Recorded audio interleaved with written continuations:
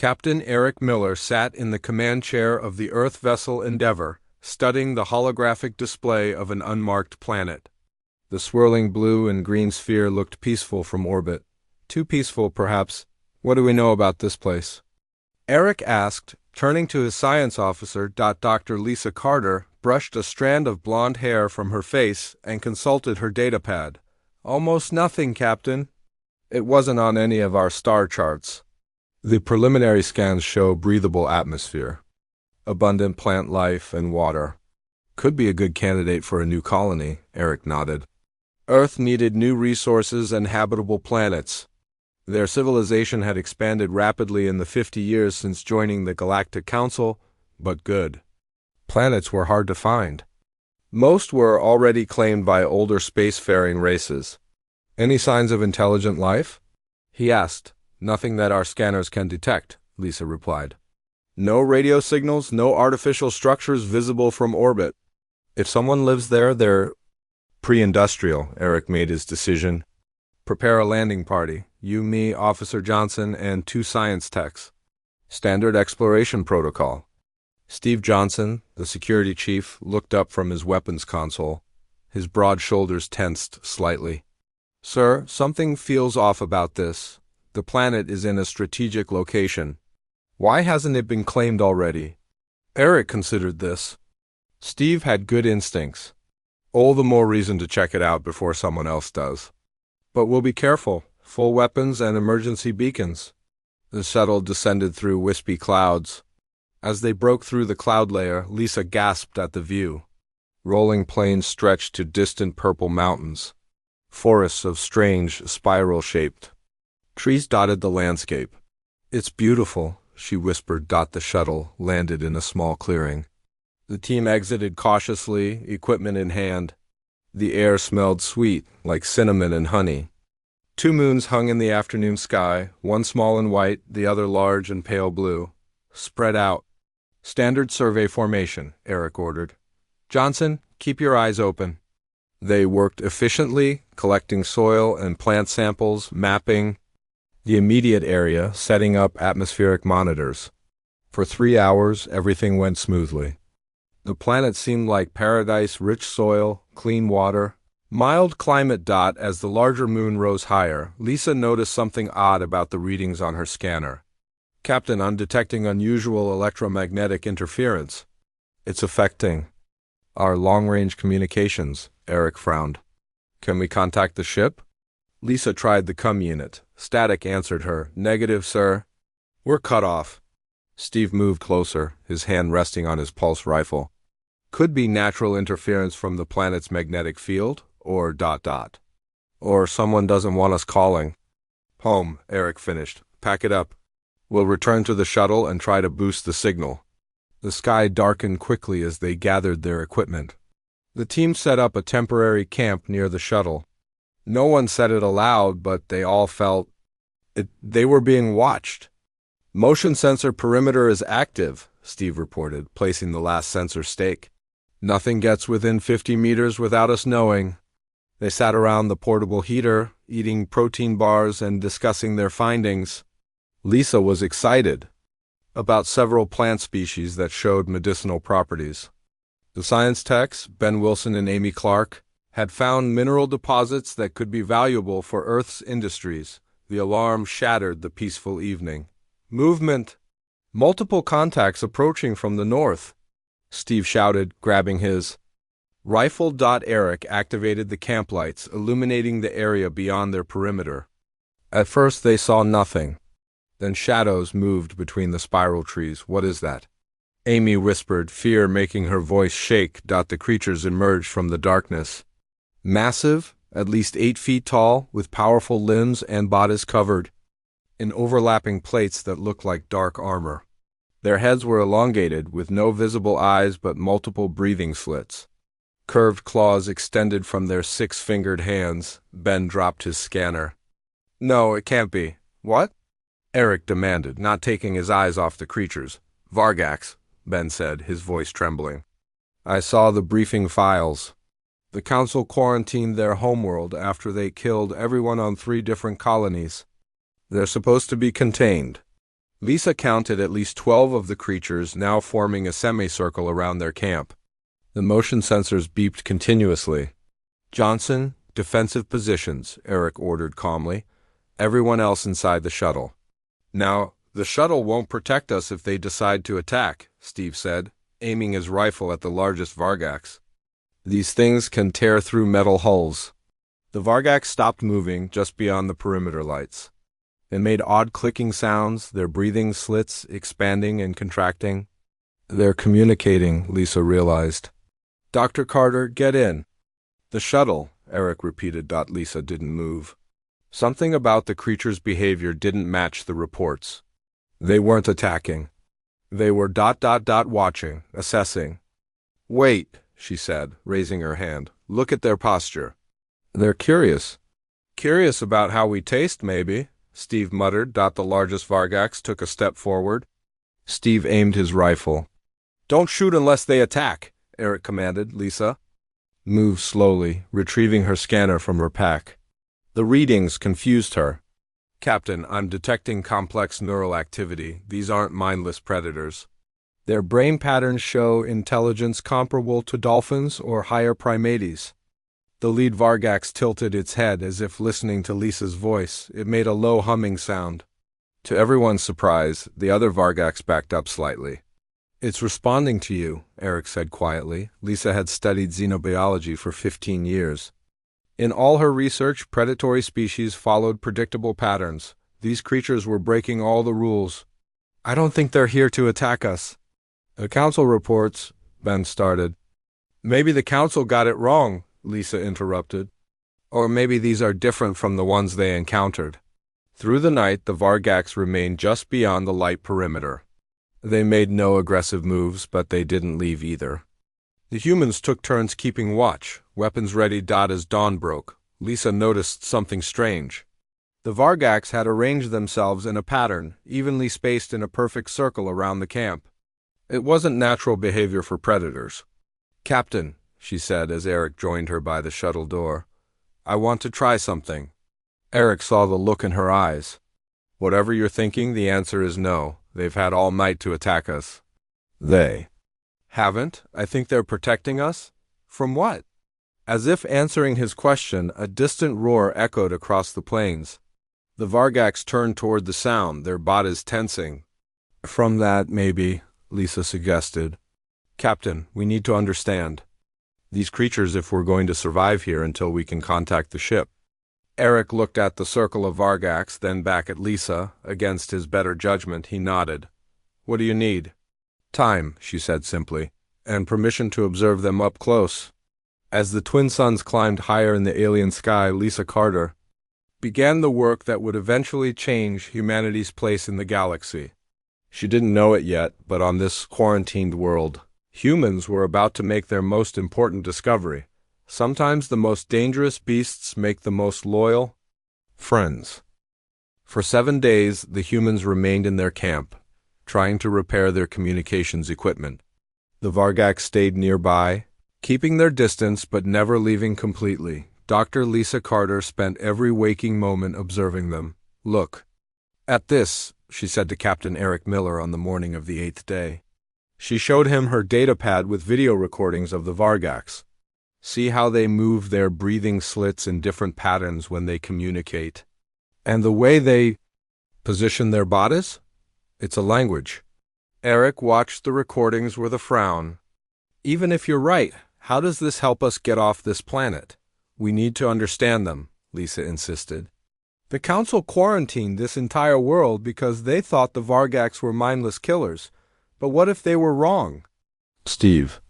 Johnson joined them, his rifle never far from reach. Unlike the others, he hadn't relaxed his guard around the aliens. "Dr. Carter, with all due respect, your scientific curiosity is going to get us killed." "Those things have slaughtered entire colonies," Lisa shook her head. "Something doesn't add up. If they wanted to kill us, why haven't they?"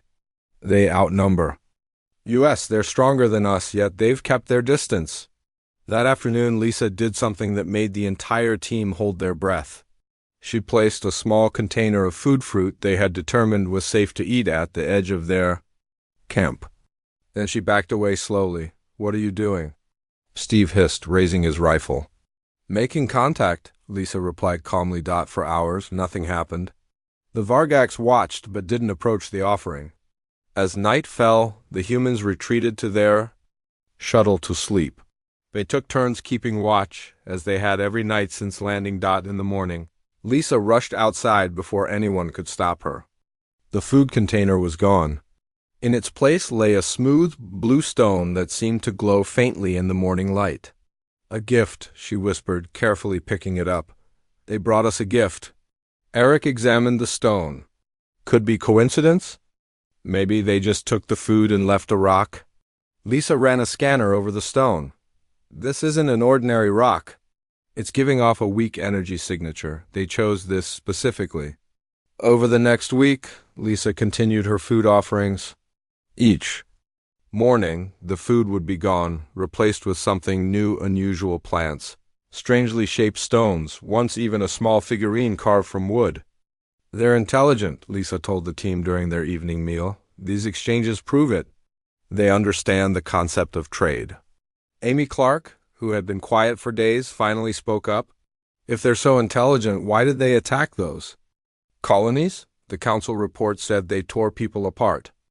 Maybe they were defending themselves, Lisa suggested. Or maybe something was lost in translation. The next morning, Lisa found not just an object left behind, but a Vargax waiting near the edge of the camp. It was smaller than the others, with lighter-colored armor plates. When it saw her, it made a soft clicking sound. Lisa's heart raced, but she didn't call for help.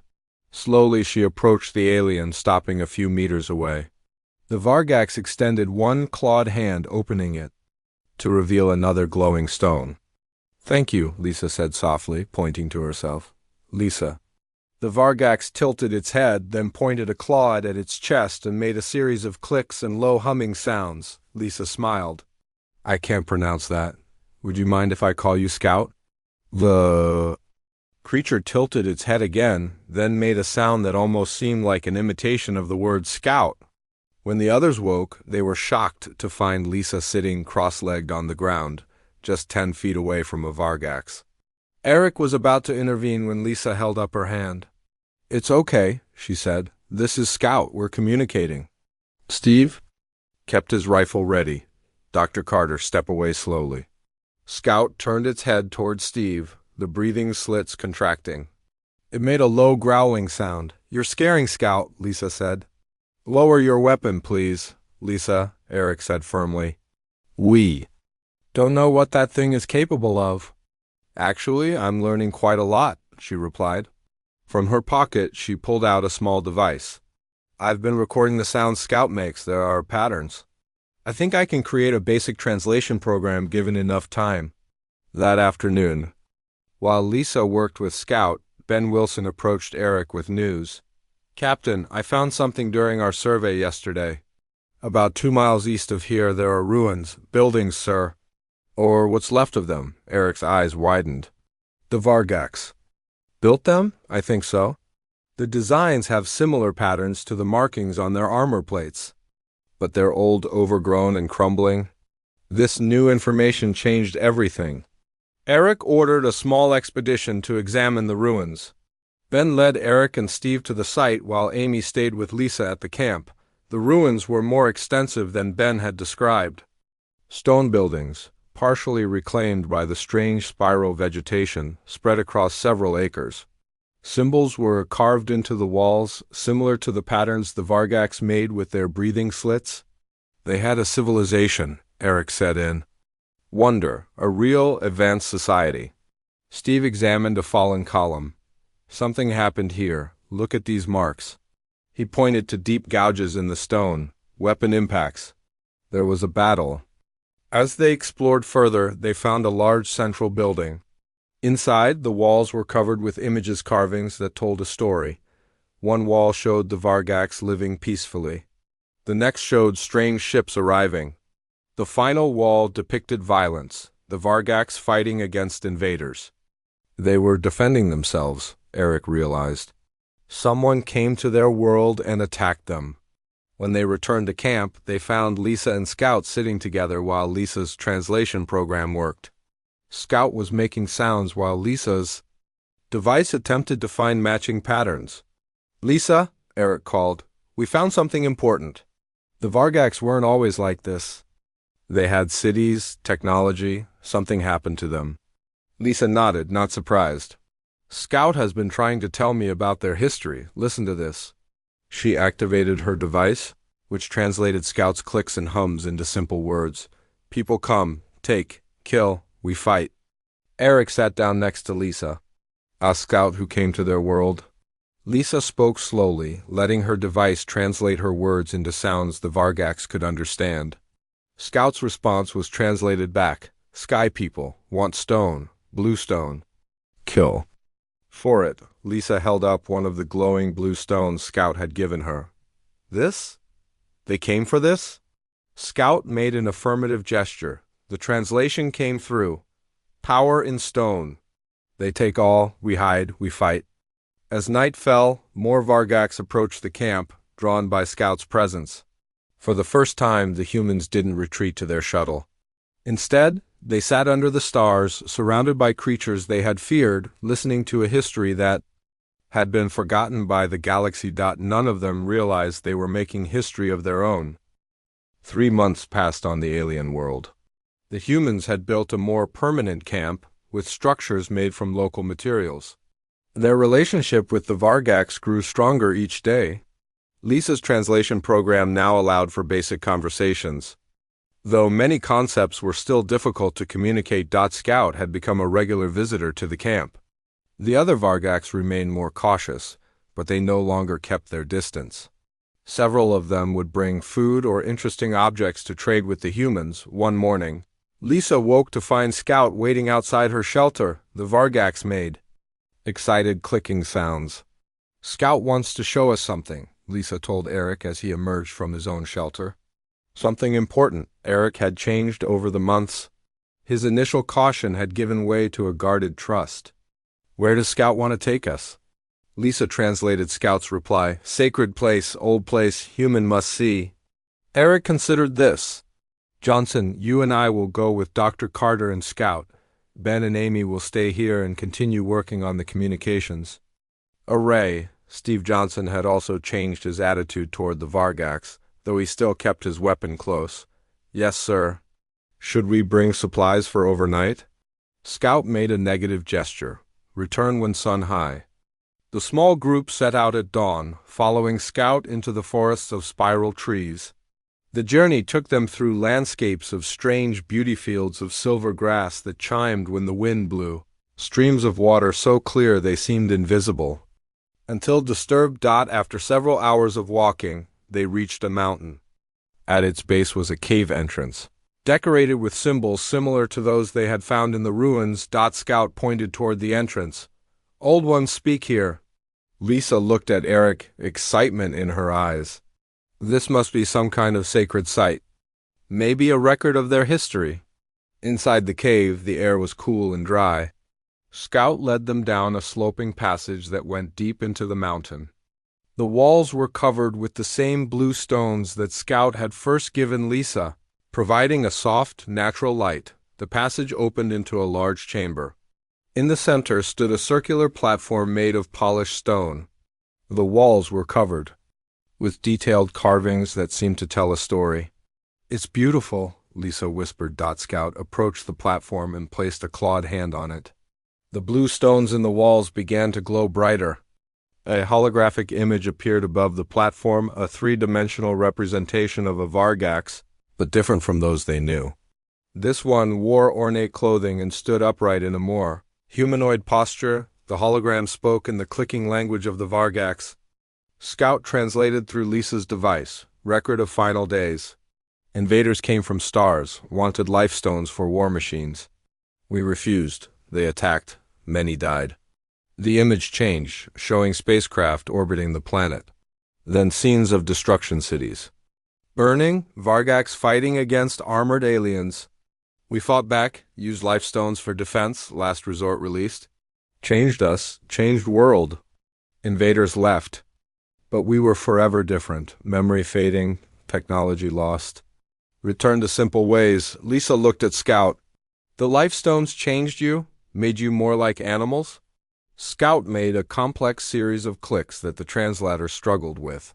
Not just body, mind too, lost words, lost making things. Each generation less than before. Eric stepped forward. Who were the invaders? Do you know their name? The hologram changed again, showing aliens with elongated heads and 4 arms. Scout's response was simple. Zirathi. Lisa gasped. The Zirathi are members of the Galactic Council. They're the ones who reported the Vargax as dangerous predators. The pieces fell into place. The Zirathi had attacked the Vargax for the life stones, the blue energy-containing minerals. When the Vargax fought back with some kind of weapon or energy release, it had altered their biology, making them more animalistic. The Zirathi then labeled them as dangerous beasts and convinced the Council to quarantine the planet. They covered up their crime, Eric said, anger in his voice. They tried to steal your resources, and when you fought back, they made sure no one would ever hear your side of the story. As they left the cave, Scout made a sound Lisa had never heard before, a low, sad humming. The translation came through. Many years, no one listened. Humans first to hear. Back at camp, Eric called everyone together to share what they had learned. We need to get this information back to Earth and the Galactic Council. The Vargax deserve justice. That night, as the humans discussed their plans around the fire, an alarm sounded from their equipment. Captain, Ben called out, excitement in his voice. The communications array is working. I've made contact with the Endeavor. The ship had remained in orbit, searching for the lost landing party. Within hours, they arranged for a shuttle to come to the surface. We're going home, Eric told his team. Then he turned to Lisa. But we have a decision to make. Do we tell the Council what we've learned? Or do we keep the truth about the Vargax to ourselves? Lisa looked at Scout, who had been listening to the conversation. Scout, would you like to come with us, to speak for your people? Scout was silent for a long time. The other Vargax gathered around, communicating in their clicking language. Finally, Scout stepped forward and placed a clawed hand on Lisa's shoulder. I go, speak truth. Not afraid? The next morning, as the shuttle from the Endeavor descended through the atmosphere, the humans prepared to leave the planet they had called home for 3 months. Eric addressed his team one last time. What happens next will change everything for humanity and for the Vargax. The Council won't want to hear that one of their founding members committed this crime. The Zirathi will fight to keep their secret. Steve checked his rifle one last time. Then we make them listen, sir. Lisa stood with Scout beside her. The bond between them had grown stronger than anyone could have predicted. She didn't fully understand it, but she felt a connection to the alien that went beyond words or shared experiences. Ready? She asked. Scout made the gesture that the humans had come to recognize as a smile. Slight expansion of the breathing slits, a relaxing of the armored plates. Ready. As the shuttle landed, Scout became the first Vargax in centuries to willingly leave the homeworld and the first ever to do so as a friend to humans rather than as a feared beast. No one could predict how the galaxy would react to this unprecedented alliance. But one thing was certain, the humans had done what no other species had attempted. They had looked beyond fear to find understanding. They had made friends with monsters. The arrival of a Vargax on Earth caused immediate panic. Security forces surrounded the landing pad when Scout stepped out of the shuttle behind Captain Eric Miller and Dr. Lisa Carter. News of their return with one of the galaxy's most feared predators spread quickly. Stand down, Eric ordered the security team. Scout is not a threat. Earth's government officials gathered in an emergency meeting. Lisa and Eric presented their findings, with Scout standing quietly beside them. Many officials flinched whenever Scout moved. The Vargax are victims, not monsters, Lisa explained. She showed recordings from the cave, the holographic history of what really happened. The Zirathi attacked them for their resources. When the Vargax defended themselves, they were branded as dangerous animals. The Earth representatives were skeptical but intrigued. Ambassador Peter Ross, Earth's representative to the Galactic Council, looked thoughtful. "This is a serious accusation against a founding member of the Council," he said. "The Zirathi are powerful allies. We need absolute proof before we challenge them." Lisa held up one of the blue stones, the life stones the Vargax had given her. "We have proof.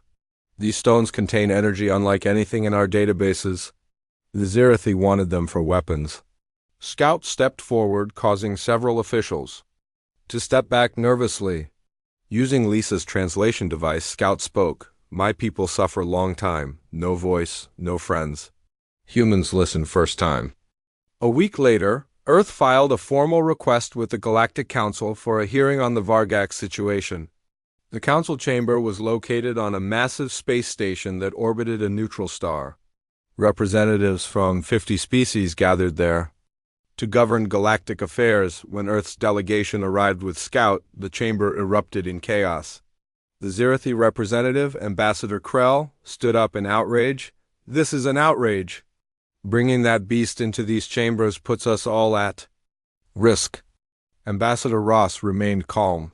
"The Vargax are not what we have been led to believe. We request a full investigation into the quarantine of their homeworld." The head of the council, a tall, willowy being called a lumen, raised his hand for silence. "This is most unusual, but we will hear Earth's evidence." Lisa presented their findings. She showed the recordings from the cave, the samples of the life stones, and the results of her research on Vargax intelligence. Scout stood beside her, calm and dignified despite the fearful stares. When she finished, Ambassador Krell of the Zirathi rose to speak. His forearms moved in agitation. "This is absurd. These humans have been fooled by clever animals. The Vargax killed thousands on 3 colony worlds. They are beasts, nothing more." Lisa activated her device, allowing Scout to respond directly. "We defend home. Zirathi come first. Take stones. Kill many. We fight back." Krell's eyes narrowed. "It speaks? Impossible. This must be some human trick." The Lumen Council head studied Scout with interest. "I sense no deception here. But this matter requires more investigation. I propose a delegation visit the Vargax homeworld to verify these claims." The council voted to send representatives to see for themselves. Earth would lead the delegation, with members from 5 other species, but not the Zirathi. Krell protested but was overruled. As they prepared for the mission, Lisa worked with Scout to prepare other Vargax for the visitors. They would use the repaired communication array to send messages ahead of their arrival, the night before they were to depart. Lisa found Scout looking at the stars from the observation deck of Earth's orbital station. "Are you nervous about going home?" she asked. Scout made a gentle clicking sound that Lisa had come to recognize as laughter. "Home good, but Earth interesting. Humans interesting." Lisa had noticed something strange in recent weeks. Her connection with Scout seemed to be growing stronger. Sometimes she felt she could sense what Scout was feeling, even without the translation device. "Scout, when I'm near you, I feel different, like we're connected somehow." Scout turned to her. "Life stones connect. You carry stone long time. Bond growing." Lisa touched the small blue stone she now wore on a chain around her neck. "The stones create some kind of link between us?" "Old ones say stones hold life force, share between friends. Make bond."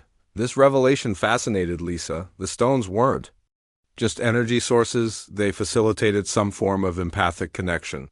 This could explain why the humans had been able to form relationships with the Vargax when other species had only seen them as threats. The delegation arrived on the Vargax homeworld 2 days later.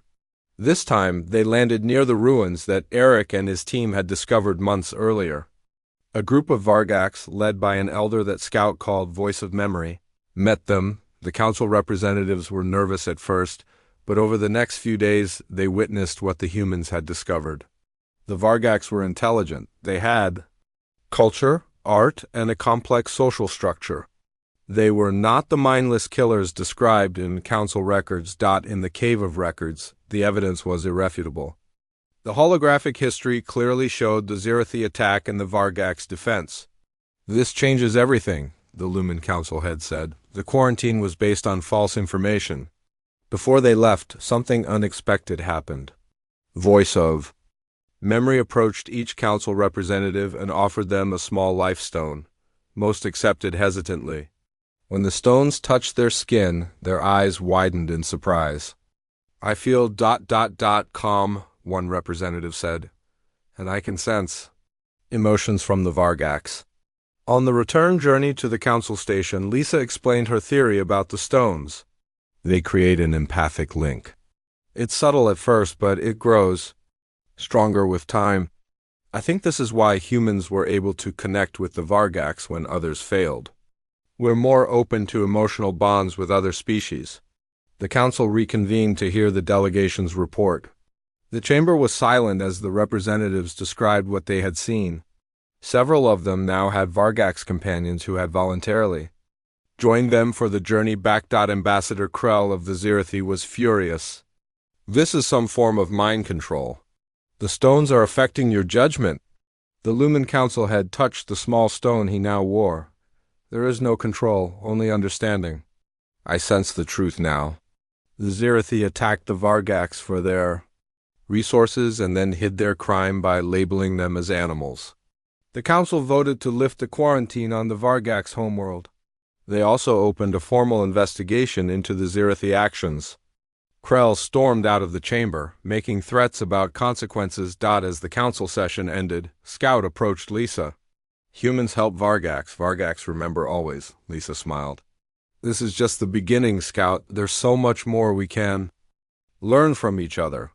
Neither of them realized just how true those words would prove to be, or how quickly the human-Vargax bond would change the power balance of the entire galaxy. 5 years passed since the Galactic Council lifted the quarantine on the Vargax homeworld. The galaxy had changed in ways no one could have predicted. Lisa Carter stood on the observation deck of the Earth diplomatic vessel Guardian, looking down at a planet that had once been a war zone. Now it was the site of the first joint colony between humans and Vargax. Scout stood beside her, taller and more confident than when they had first met. "Hard to believe how much has changed, Lisa," said Scout, made the clicking sound that humans had learned was laughter. Humans change galaxy, Vargax change humans, it was true. The partnership between the two species had created a powerful alliance. The Vargax, with their strength and natural armor, served as guardians on human ships and colonies. Humans, with their technology and standing in the council, helped the Vargax rebuild their civilization, but the most profound change came from the life stones. The empathic bond they created had transformed both species. Humans linked to Vargax gained heightened senses and a deeper understanding of their surroundings. Vargax linked to humans regained some of their ancestors' higher thinking abilities. Captain Eric Miller, now Admiral Miller, joined them on the deck. "The settlement looks good from up here. The council representatives will be impressed." After the truth about the Zirathi's crimes was revealed, the balance of power in the council had shifted. The Zirathi were forced to pay reparations to the Vargax and lost much of their influence. Earth, as the species that had discovered the truth, gained new respect and authority. "Any word from Steve?" Lisa asked. Eric nodded. "His team just returned from the border. The Zirathi have been quiet, but our scouts detected unusual movements near their home system. Steve Johnson now led a special security force of humans and Vargax who patrolled the borders of Earth's expanding territory.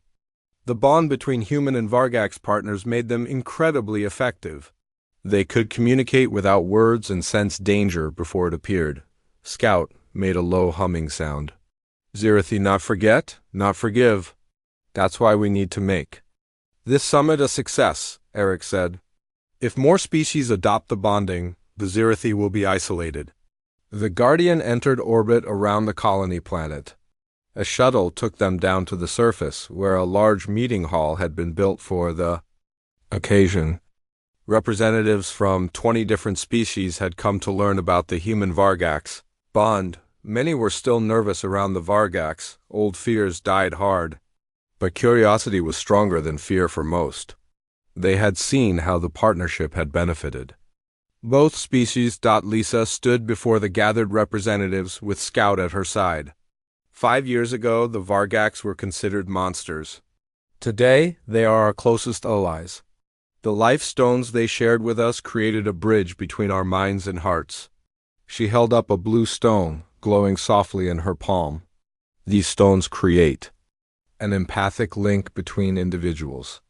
It's not mind control or a merging of consciousness. It's more like understanding without words, feeling without touching. A reptilian representative from the Drax Confederation raised a scaled hand. Is this bond only possible between humans and Vargax? Lisa smiled. No, any two beings can form a bond through the stones. Some connections are stronger than others, but all are possible. To demonstrate, several pairs of bonded partners entered the hall. Not just humans and Vargax, but Vargax with Lumen, humans with Drax, and other combinations. Each pair demonstrated their unique connection, a Vargax named. Runner and his human partner showed how they could coordinate in complete silence, moving in perfect harmony. A Lumen philosopher and her Vargax companion demonstrated how they could share complex thoughts through their bond. The stones work differently with each species, Lisa explained. With humans, they enhance emotional connections. With Lumen, they facilitate abstract thought. With Drax, they sharpen instincts. As the demonstration concluded, Lisa made her final point. We are not asking you to change who you are. We are offering a way to understand others as never before. Imagine a galaxy where war becomes rare because we can truly understand each other's needs and feelings. The response was better than they had hoped. 16 species requested life stones to begin their own bonding programs. The Zirathi representative was the only one who left without speaking. That evening, as the diplomatic team celebrated their success, an urgent message arrived. From Earth, the Zirathi fleet had launched a surprise attack on 2 human colonies. There were reports of a new weapon that disrupted the life stone bonds, causing pain to both partners. Eric called an emergency meeting. This is what we feared. The Zirathi have decided to strike before the bonds spread further. Lisa looked at Scout, feeling her friend's concern through their bond. They're afraid of what will happen when more species form these connections. It will make their deceptions impossible. Eric nodded grimly. We need to warn the Council and prepare for war. Scout stepped forward. Not war, understanding, even for enemies. Lisa felt an idea form in Scout's mind, then take shape in her own. You're suggesting we try to bond with the Zirathi? After everything they've done? Scout made a solemn gesture. Stones show truth. Zirathi fear truth. Must see to understand. It was a dangerous plan, but it might work.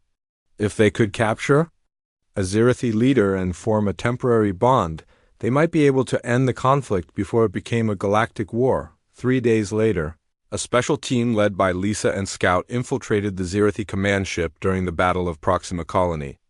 They reached the Admiral's chamber and, in a desperate gamble, Scout pressed a life stone against the Zirathi leader's skin. The connection was brief but powerful. The Zirathi Admiral experienced centuries of Vargax suffering. Lisa felt the Zirathi's shock, followed by shame. The attack was called off. The Zirathi retreated to their territory.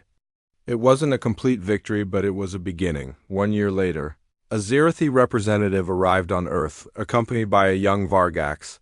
The bond between them was new, but genuine. It was the first step toward healing old wounds. As Lisa watched them from the reception hall window, Scout joined her. Through their bond, she felt Scout's pride and hope. We changed everything, Lisa said softly.